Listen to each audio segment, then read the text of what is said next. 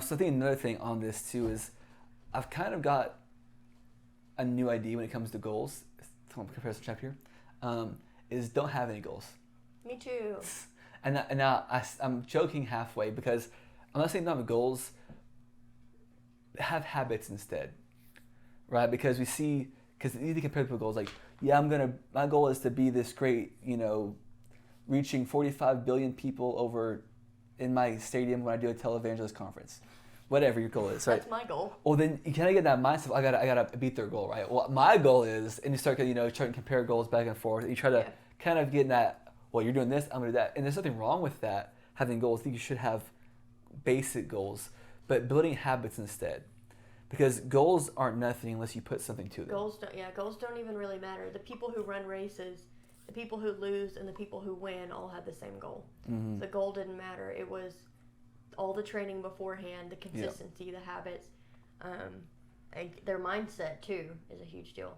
So I wrote an entire. You just quoted my whole article. I wrote an entire one that I posted somewhere else. Yeah. About not setting goals and why goals don't matter. Yeah, and I think I'm sure it was received well by the 40-year-old stay-at-home moms that just spend money on the internet that read my article. Wow. Shots fired. For those moms, reach out. Never say the name of the place. Heidi's other outlet. I was gonna get it away. Well, I missed a whole month on accident because my email storage got full. And the boss showed up at church and yelled at her. So. Scared me after that. I just shook her hand and was like, I'm fired. I didn't know this was that serious, guys. I knew you were coming down here to actually do this in person. I didn't even tell you where I lived. Like, how did you find me? What's going on here? It's hilarious. But I think kind of in wrapping. I want a Wendy's Frosty. Sorry. I'm comparison trap. McDonald's fried. I'm just kidding. No, I think kind of in wrapping this all up, I think motive is important. Consistency is important. And I think the most important thing, though, is knowing who you are and where you're going. Because then you don't got to compare yourself to everybody else. You don't got to compare yourself to the most newest guy who blew up on whatever thing you're chasing, whether it be ministry, whether it be a job thing, whether it be a life thing, a health, whatever it may be, a workout thing. Don't compare yourself to him. Compare yourself to where you were last year. Compare yourself to, and if you were a lot better last year, well then that's a sign you better get better. You know what you gotta fix it. If you're better than we last year, cool. How am I gonna get to myself next year? I saw this quote, it came to my mind, and I'm not endorsing this person, but Matthew McConaughey, I saw this quote from him, and it says someone came to him and asked him when he was younger, who is your hero? And he said, me 10 years from now. Well, he knows it later on. It's a fake story, but he knows it later. A guy came to him again and said, "Hey, who's your hero now? Are you your hero now? Did you become your hero?" He's like, "Actually, my hero is me 10 years from this point now."